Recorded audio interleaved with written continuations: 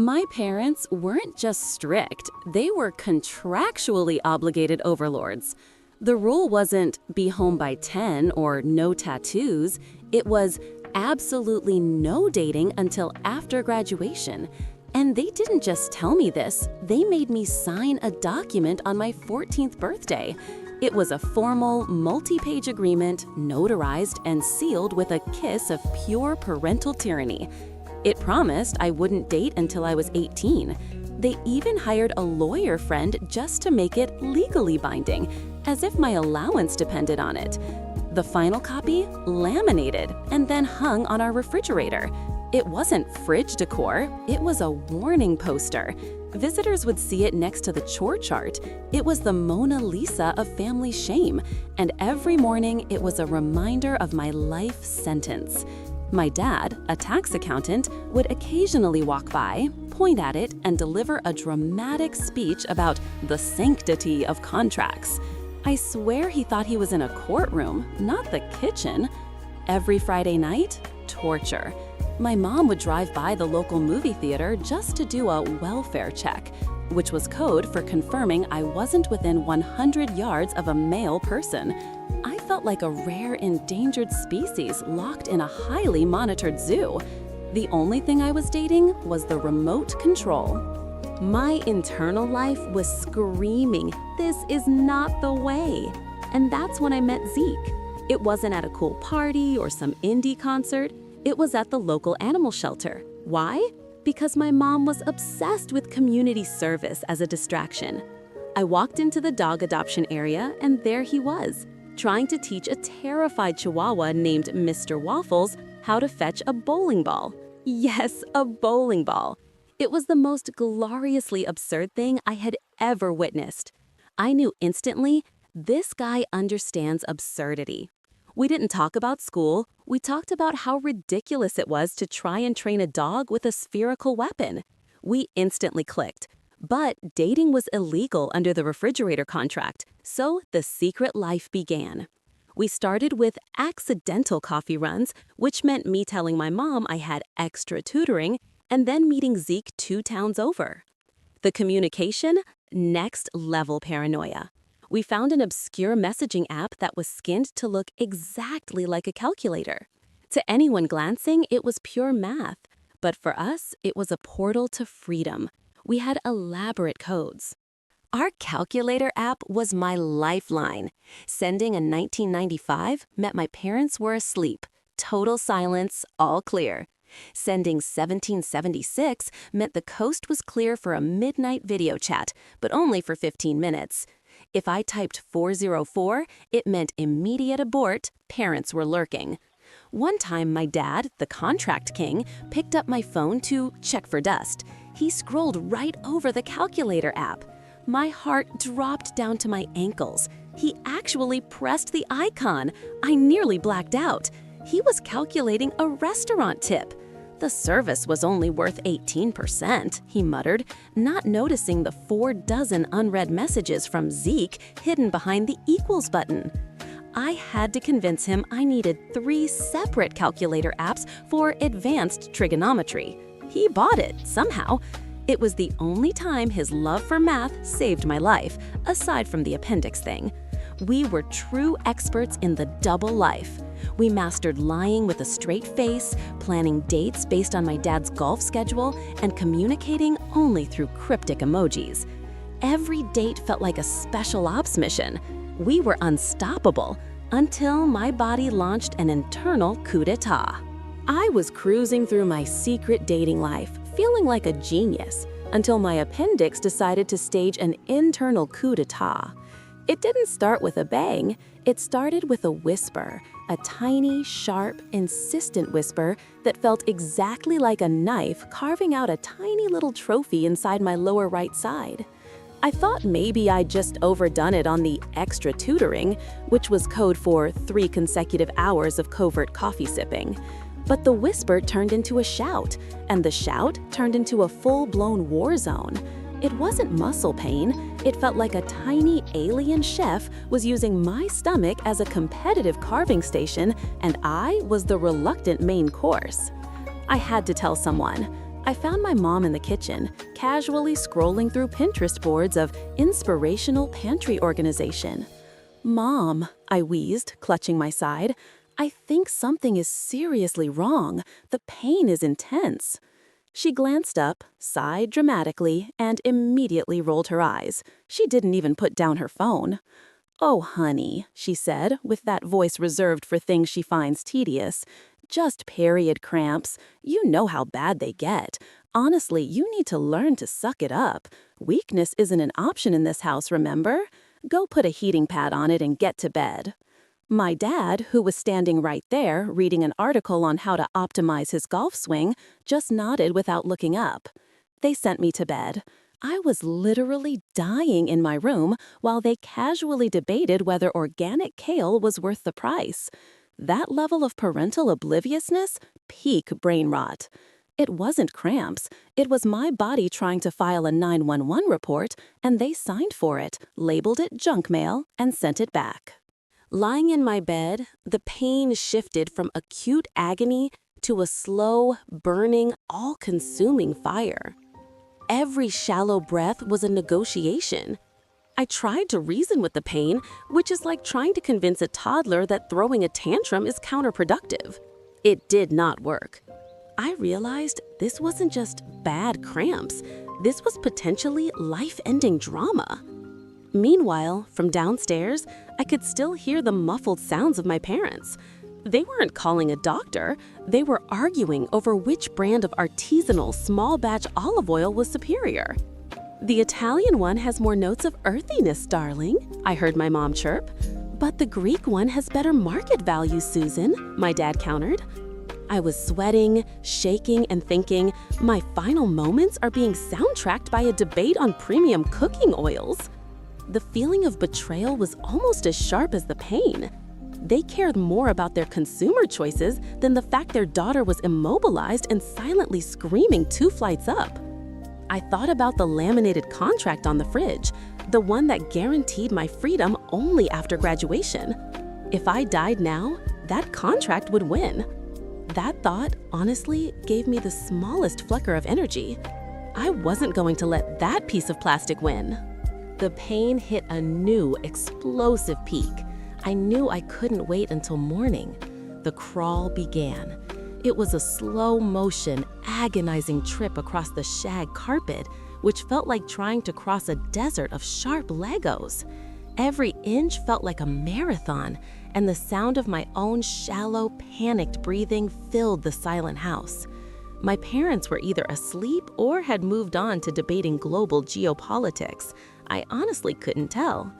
My mission? The bedside table and the phone. My hands were shaking so violently they looked like I was trying to communicate in a new, panicked form of sign language. When I finally reached the phone, the real challenge began: unlocking the calculator app. I tried to type the 1995 code, parents asleep, but I kept messing up the numbers. Panic set in. Forget the codes, forget the secrecy.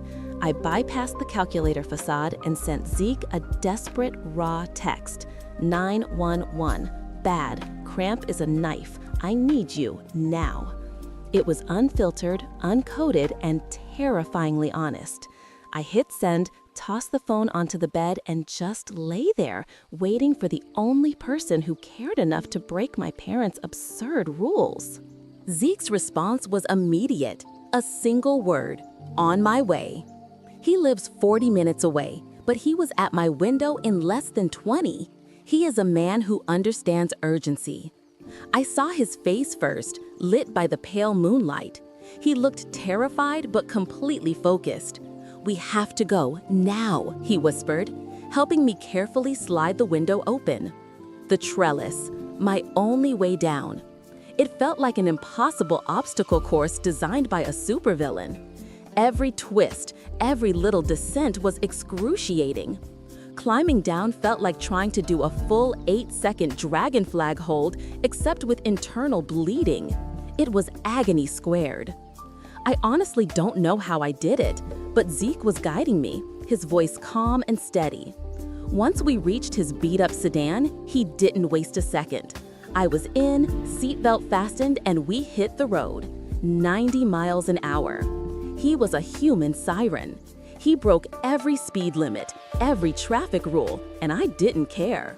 When we hit one particularly nasty pothole, I honestly thought my appendix was going to take flight and try to race us to the ER. "I'm going to save your life, then probably get arrested," he muttered, his knuckles white on the steering wheel. "If I die," I weakly responded, "at least I'm not grounded anymore." We slammed into the emergency room parking lot like an action movie climax. Zeke scooped me up, all 90 miles of pain, and adrenaline, and charged through the sliding doors. He was yelling, not hysterically, but with a commanding, dangerous urgency. "She needs help, appendix, it burst." The nurses didn't miss a beat. They saw the color of my skin, the hunch of my body, and the sheer terror in Zeke's eyes. They were like a well-oiled machine. I was immediately put on a gurney and whisked away.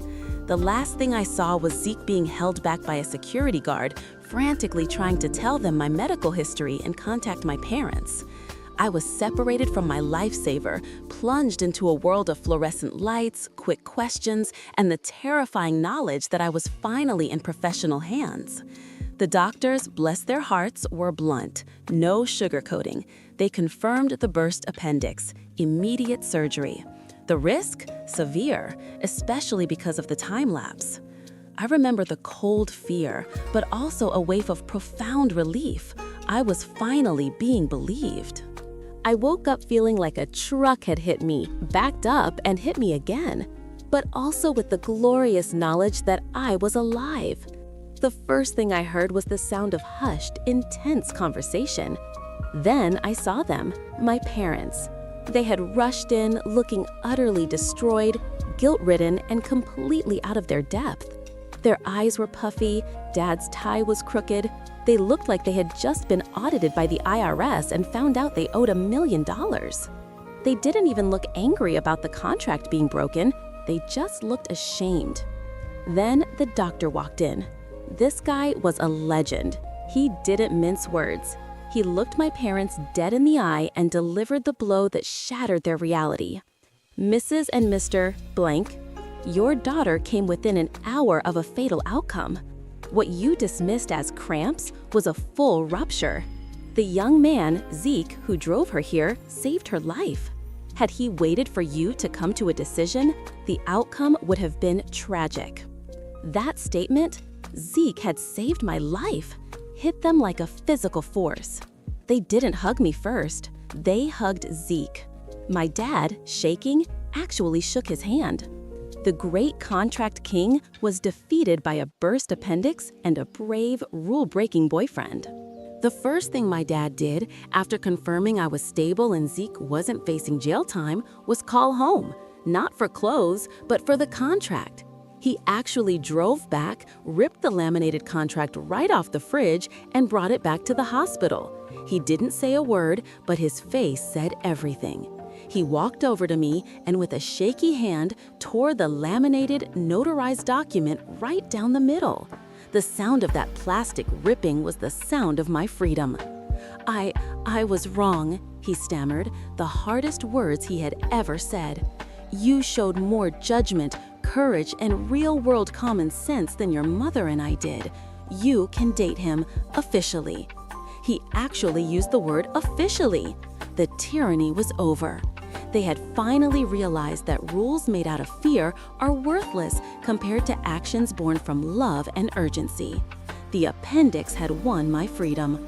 I was so relieved, I just wanted to sleep for a week. The contract was trash, the double life was over, the weirdest path to dating permission in human history had just been established. The weeks that followed were strange. Zeke and I were officially dating, and my parents were trying to overcompensate. They went from being overly strict dictators to overly enthusiastic helicopter parents who were just trying to appear cool. They'd ask Zeke overly complex questions about his future plans, or my mom would try to use Gen Z slang she found on a BuzzFeed article. It was hilarious, but also a relief. The dynamic had shifted from one of fear in contracts to one of cautious trust. I learned a huge lesson. Sometimes people won't trust you until you are literally lying on a gurney in a high-speed emergency. The biggest irony of all, my parents got their wish. I wasn't dating until after my 18th birthday because I spent that period of time recovering from near-death surgery. But when I was dating, I had full permission.